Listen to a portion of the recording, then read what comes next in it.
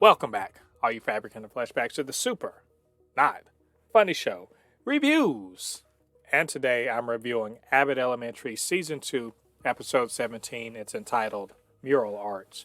It's come to you from ABC and streaming on Hulu. So, what did I think about it, and should you be watching? Before we get into the review, get down there and hit the like button on this video. This week, Abbott is throwing some paint on the walls. We got a new kind of team up to go against the charter school, and we deal with the fallout from Janine and Gregory sharing a little kiss. Yes, that's right. We have three plots this week, A, B, and C. The A plot is really about Jacob. His class, they get to have a mural put outside of their room, and he really wants something meaningful put up, but all the kids in the class are in love with this web show about sock puppets and everything like that. And he's just so out of touch with what's going on that he doesn't get it. And he, well-meaning as he is, he has this high idea about, leaving a legacy. And isn't so enthused that the kids just want to put this stupid sock puppet show up on the, on the walls of this school for, who knows how many years. And so it sort of becomes, I guess, it's a teaching lesson, for him to kind of get out of the way. So, he has this mural arts program, which apparently is a real thing in Philadelphia. And they're going to, you just put whatever up on the wall. And so Jacob, really kind of disregarding the input of the kids, he sort of decides to do something different. And they run out of time, but thanks to Melissa, she's got real persuasive powers, aka she can totally bully people. They kind of get back on track.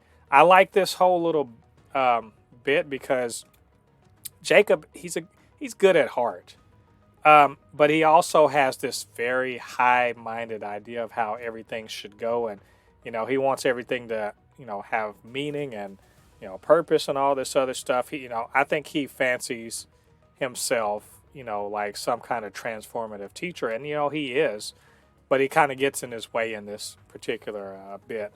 But I think Melissa, she's wiser and she's been around a while, and just kind of teaches a lesson about teaching the kids. She says, teach them where they are presently and prepare them for the future, and that leads to him, kind of having a good idea about what to do about the mural as far as the kids signing personalized tiles.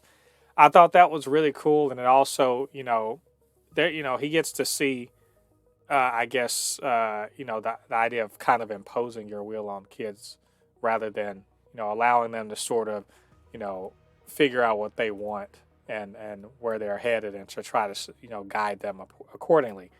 But Jacob, I loved him in this just because, you don't often see him sort of being the bad guy, and then he gets the chance to sort of be the bad guy, but then come around and realize that he needs to kind of get out of the way, or at least, to be a partner rather than an adversary.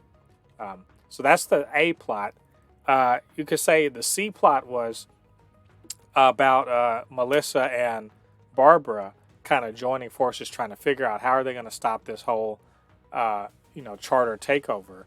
And they're sort of confronted by Ava, who says, more or less that it sounds like a good idea, that maybe Abbott will get hooked up and look better and all that stuff.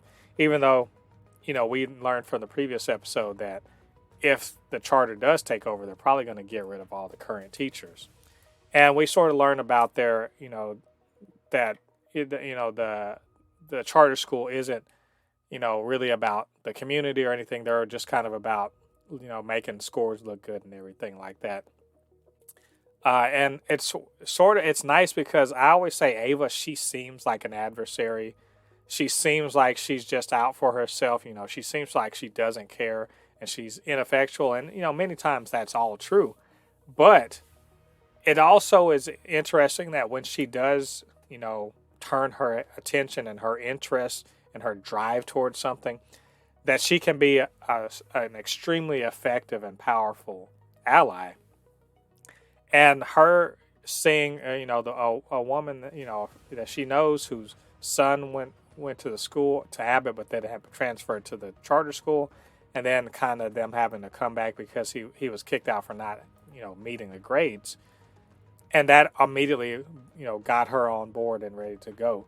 I kind of love that about Ava. I expect Barbara and Melissa to be steadfast, but Ava, she's a little more flighty, but again, she's just such a good character that you get unexpected things out of, and now that her attention is on getting getting rid of that charter school, trying to get on Abbott, it's going to be all, her guns are going to be blazing on it, and I think that's good. Abbott needs her, her leadership. Odd to say that, but true, because she gets stuff done. And that leads us to the final bit, the B plot. It should have been the A plot, but whatever. The B plot, which is, it's Gregory and Janine trying to figure out what to do about and they said throw it out or whatever, but the truth is that they're still both feeling quite guilty about it, and it's making Janine question her relationship, whatever it is, dating with Maurice, with Mo, and Gregory, being the sort of person he was raised to be, very straightforward, straight-laced, wants to confess what happened to his friend. And so it leads them all, and it's kind of a dumb thing to do. Like, if you just break up with the guy instead of giving details, as Janine's friend said. But because Gregory's going to do it, she sort of goes through it. So they, and there's a fun little joke about going to Bone Town and everything like that. I get it. It's a good little bit of potty humor. But to have the actual confrontation was as awkward as you would expect, and Janine and Gregory sitting on the same side, even though they weren't. It's not like they were trying to go and say they were dating or whatever, and Mo just kind of just been like, fine, whatever, get out. It was, extreme, awkward as it's supposed to be, but also it opens the door towards what we all really want, which is Janine and Gregory getting together. And I have to be honest, I hate to see Mo, my namesake, sort of, I guess, ride off into the sunset here, but, good on him for just sort of, moving on quickly. So now Janine and Gregory are both single, but what do they really want? Are they going to get together? Are we going to won't they for the rest of this season? Probably so, because that's the way the writers are rolling. But overall, really liked this episode. Thought it handled a lot of good issues very well. And, this string us along with Janine and Gregory, I'll accept it, because I'm hoping that we're ultimately going to end up in the right place.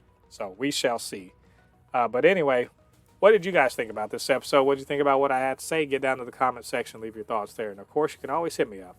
supernotfunnyshow@gmail.com or at supernotfunnys1 on Twitter.